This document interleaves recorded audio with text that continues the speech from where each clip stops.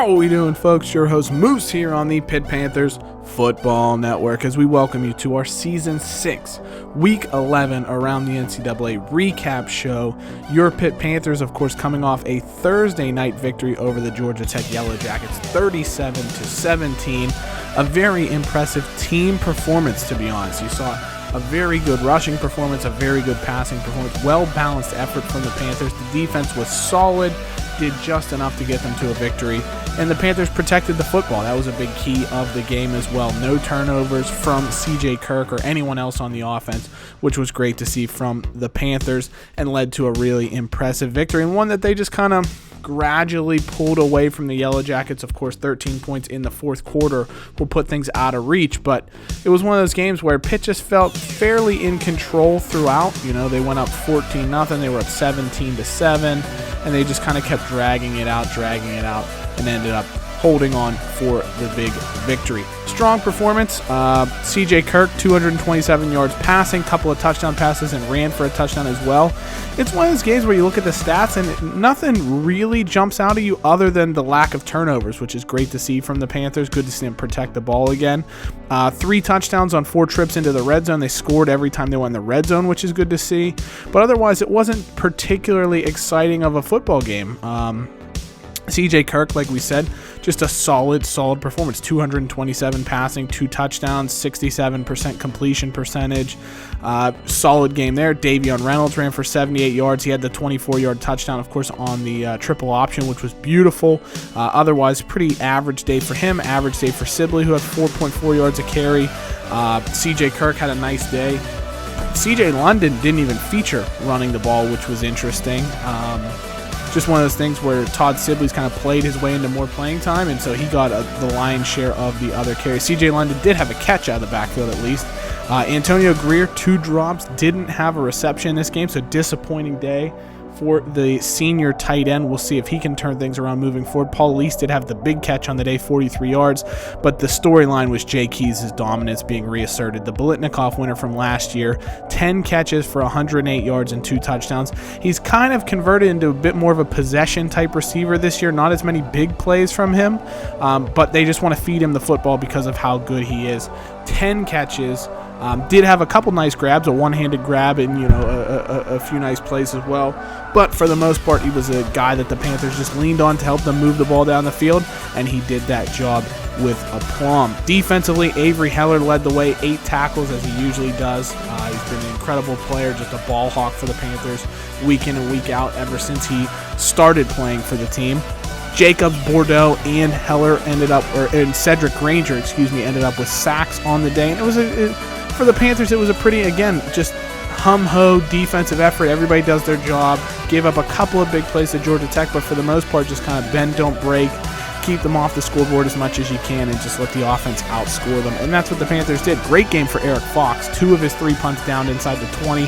Very little return yardage from the Yellow Jackets, so a good game for the Panthers senior punter. Scott Brown, sophomore quarterback for Georgia Tech, he's going to be a very good player. I think you can expect big things out of him moving forward. He had a nice day, 270 yards and a touchdown, didn't turn the football over. Just a decent day overall for him. Phil Henry, they could have maybe even given him the ball a bit more, but they started playing from behind and needed to pass a bit more, but he had a nice game. Kyle Wheeler really struggled. Paris Williams did not see much of the ball. You'd expect the senior to get a little bit more action. He had 1 catch for 2 yards, but they did have some guys in the secondary receiving options that did have nice games. Ben Montgomery especially had a big day. So it was a solid day for Georgia Tech. Ryan Griffin defensively, a couple of sacks, but the Panthers just did enough to get the victory. Nothing more, nothing less. It's one of those games that probably won't be the most memorable for fans at the end of the season, but it's one that helps contribute to the win total and keeps the Panthers alive, at least, in the ACC Coastal Division picture. What more can you say? The Panthers moving forward, they're going to have to get some help. So we'll see in the ACC results following this matchup what comes of it for the Panthers. But they do get some good news in that they get a signing. Rico Shelton, outside linebacker from Savannah, Tennessee, decides to sign with the Panthers.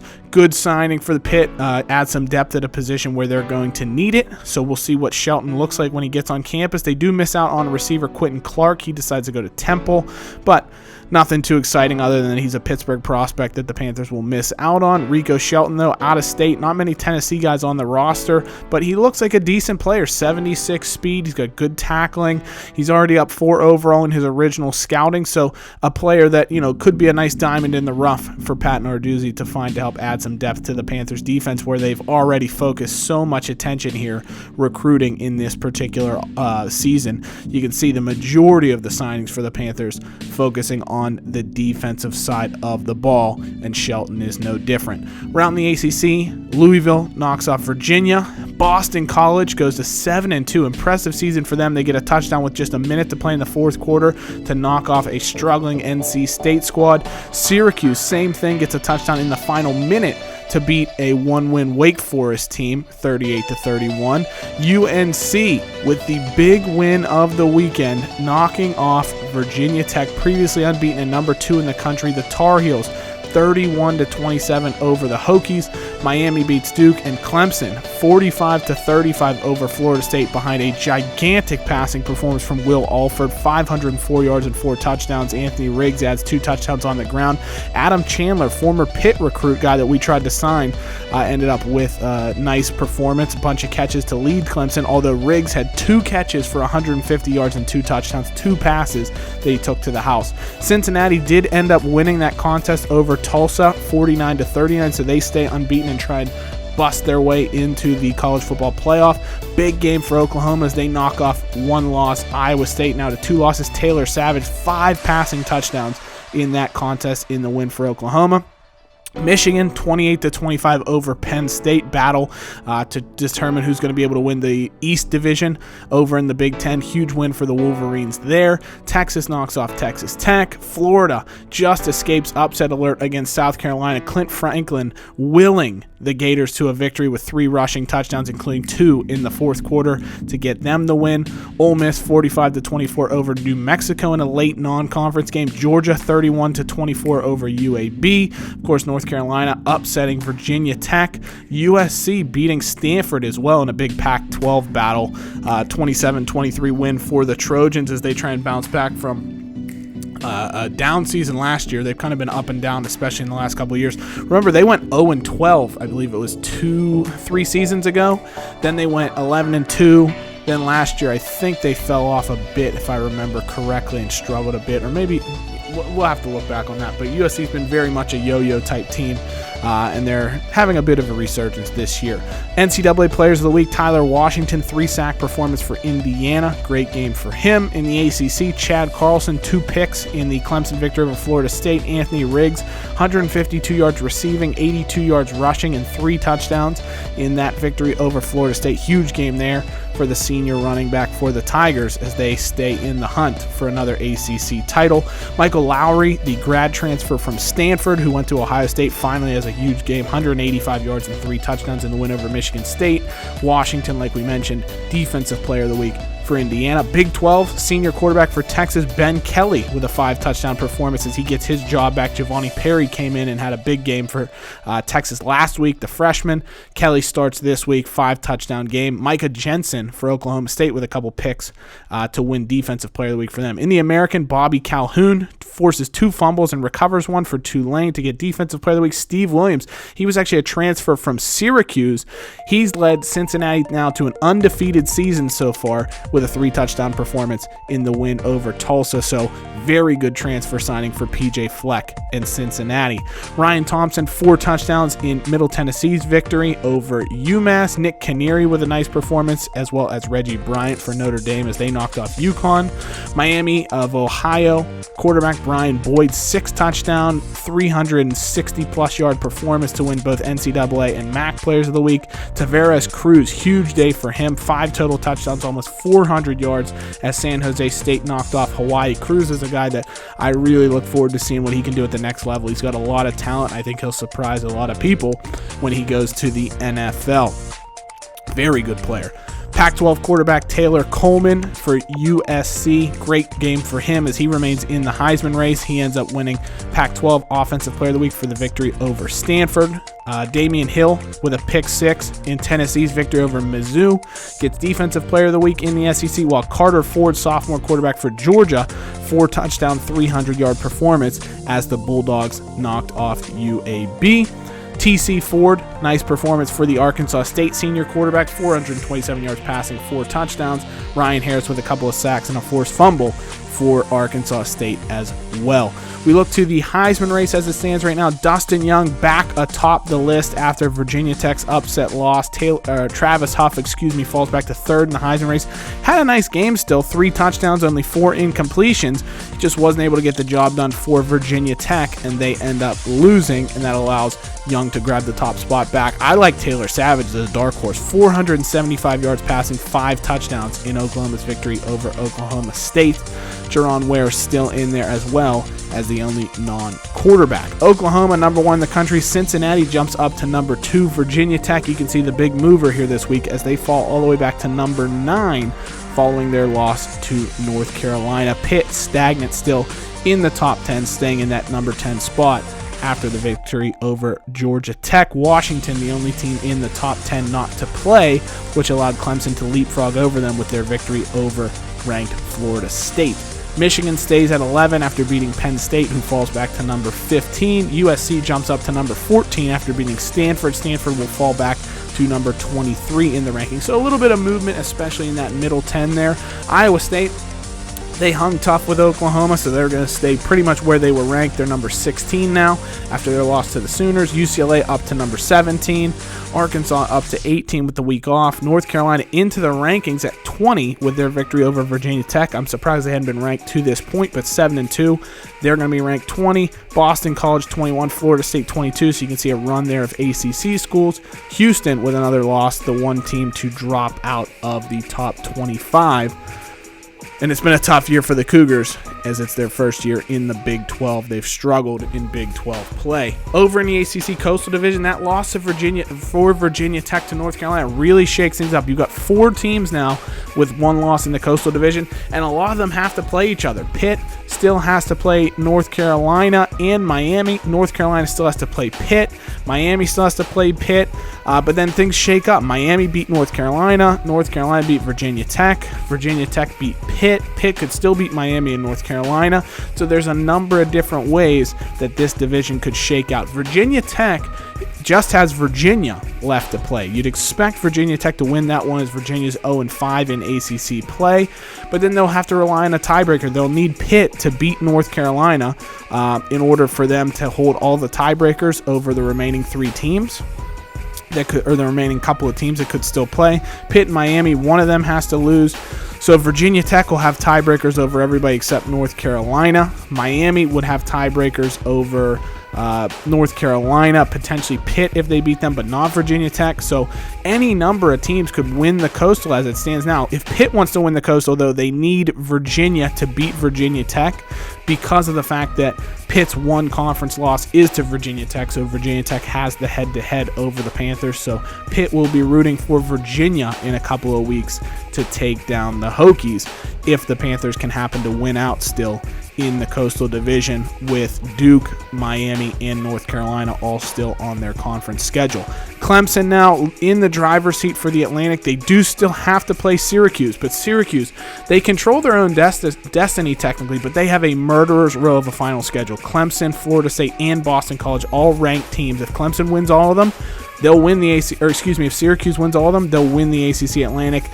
Clemson, on the other hand, has Syracuse and Boston College. If they win both of those games, they will clinch the Atlantic and have that wrapped up. I like the Tigers, of course, just because of the talent level they have, but don't count out Syracuse having a Cinderella season. And of course, their Cinderella season is going to come to a head this week when they take on the Clemson Tigers. Florida State looking to stay in the hunt, as is Boston College. Both still just 2 losses. Boston College, if they win, they can end up knocking Clemson back to 2 losses in the ACC and potentially still have an opportunity to win the ACC Atlantic Division. Virginia Tech with a crazy non-conference game here late in the season taking on Georgia. That's going to be a fantastic matchup. Travis Huff versus Carter Ford. Travis Morris is a fantastic receiver for Georgia. They got A.J. Jackson Stroud, who's a true freshman, very impressive running back. I like Georgia, but I think Virginia Tech will still win this game because of how good they've been this season. But the big matchup in the ACC this week, Syracuse going to Death Valley to take on Clemson. Of course, Clemson has the talent.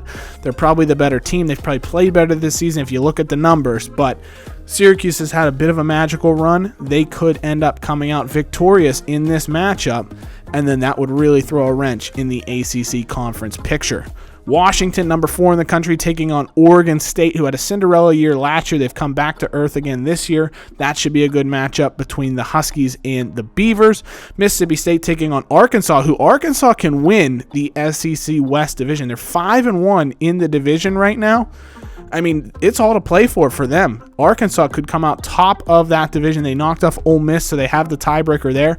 Mississippi State looking to play spoiler with how things have gone so far. Penn State taking on Ohio State. Ohio State unranked for whatever reason at 7-2, 5-1. Very talented team, but they have not lived up to their talent level on the offensive side of the ball. They've been very rush heavy this season. It'll be interesting to see how they play at home against a good Penn State team who's still trying to stay in the hunt in the Big Ten East. Cal Stanford, the game, always going to be a great matchup. Oklahoma taking on a good TCU team that's 4-2 in Big 12 play.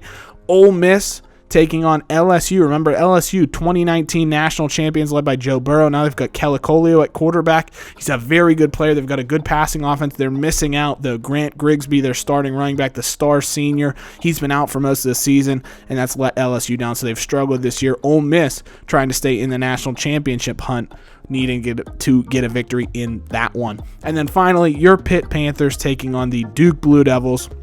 It's a matchup similar to Georgia Tech last week. It's a game where when you look at it on paper, when you look at it by the eye test, the Panthers should have no trouble with the Blue Devils in this one. This is a game where the only way Pitt could really hurt themselves is turnovers, but Duke's been just as bad as the Panthers at turning the football over. -6 differential for Duke, -8 for the Panthers. Duke's defense is the worst in the entire country. They give up 500 yards a game, and Pitt has an offense to make them pay, that's for certain. CJ Kirk's done a great job managing the ball. He's got an 18 touchdown to 14 interception resume at this point, or ratio at this point. Jay Keys is kind of rounding into form, 10 catches. Davion Reynolds has taken control of the rushing game for the Panthers while getting some supplementary work from Todd Sibley. I like what Pitt can do offensively in this one, but Duke does have some talent, and the guy you'll have to watch out for that quarterback James Sapp loves to throw to is Isaiah Carey, the receiver. 50 catches for the Blue Devils this season. He has been their main man game in and game out. He's got almost half of the catches this season for Duke. 122 completions for Sapp. 50 of them have gone to Carey. He's the guy to watch out for. But what's really going to hurt the Blue Devils this week, 3 starting linemen will be out for this game. Their starting left guard, their starting right guard, and their starting left tackle, all either out for the season or with multi-week injuries that are going to leave them out for a significant period of time, and that's really hurt them. They don't have a horrific team, but anytime you're missing 3 very talented starting offensive linemen, that's only going to weaken your squad. Now, they do have some guys I really like. They don't have any top-end talents right now. They have a guy that I think will be very good moving forward, Tommy Carter. I love him. He was fantastic for Duke last season against us, had 11 tackles, I think. Sapp actually missed the game last year due to injury, and they had to start their backup quarterback, DeJuan Cooper, who's still on the team. He's just not very good. He's still their backup quarterback. You can see there at 75 overall. He started last year for them. Sapp was out due to injury, so we will see one of the, he's a decent quarterback, no doubt about it. Nothing flashy about him, but 17 TDs, 7 interceptions. He's not got a great arm, but he can do what he can for the Blue Devils here. Cooper's behind him. I like Curtis Thompson-Bell, the true freshman. I think he'll be their starter next season, and I think he'll be a good quarterback going forward for Duke, depending on what their team has. And they have some good young players. Marcus Williams is just a redshirt sophomore. He's a good player. Stephon Young, as far as a running back's concerned. They're very young at a lot of skill positions, so I think this is a Duke team that in a couple years may be a bit more impactful. Isaiah Carey, the senior, 50 catches on the year already. You can see he's been a major focal point of their offense. But James Hood's a guy to watch out for. Only 8 catches on the season, but he averages 29 yards a catch because he has lightning quick speed. He's very, very fast. And so if Duke can get him the ball in space, he's a guy to watch out for, definitely. But he hasn't got much of the football due to injury, I believe, holding him out of a few games this season, which has let Brandon Stevenson shine. 30 catches there for their typical number 4 receiver. He's been solid. And you can see down low, they have a bunch of high 70 receivers. They're not terrible, but they don't have any real standouts. Carey's the guy they'll try to feed the ball to, but he doesn't have a lot of speed, so we're not particularly scared of him. Rashad Brown is a good tight end, good solid player. Adam Simon is as well. But again, nobody that's a real game breaker for the Blue Devils. And of course, the big issue that we're going to see here for them is the line. Greg Walton out for this game due to injury. They have a freshman, Dallas Hobbs, who could play. Anthony Thomas, left guard, out due to injury. Mark Robbins will be in at center, but then you'll see Henderson's going to have to play because Clint Richardson is out with injury. Phillips may have to fill in at left guard for the injury there. You got Poole or Bell, who could play at left tackle due to the injury there. So they're going to have a lot of second stringers out on the offensive line. Corey Ellis, solid player on the defensive line. Good youngster that can make some impact for the Blue Devils there. Matt Bates, solid as well. But again, nobody that really intimidates you when you look down this Duke lineup. The only guy that I'm really expecting to be an impact type player who can really make plays at the next level, Tommy Carter. Very, very good player right now. They also do have a freshman in Stephen Muhammad, linebacker, young player. He's a guy that I think can develop into something decent, but he's not at that level just yet. He's only a redshirt freshman. He's got okay speed, good solid player at the middle linebacker position. I think by the time he gets to his senior year, he'll be a high 80s, good solid player. But for right now, he just doesn't have the talent level, and they just don't have the experience on this Duke team to make an impact. But when you look through that starting lineup, it's a lot of youth. Brad Thomas, junior cornerback. McDonald is still a junior. That Clavon Caldwell, I really like. He's a sophomore. Corey Merrill.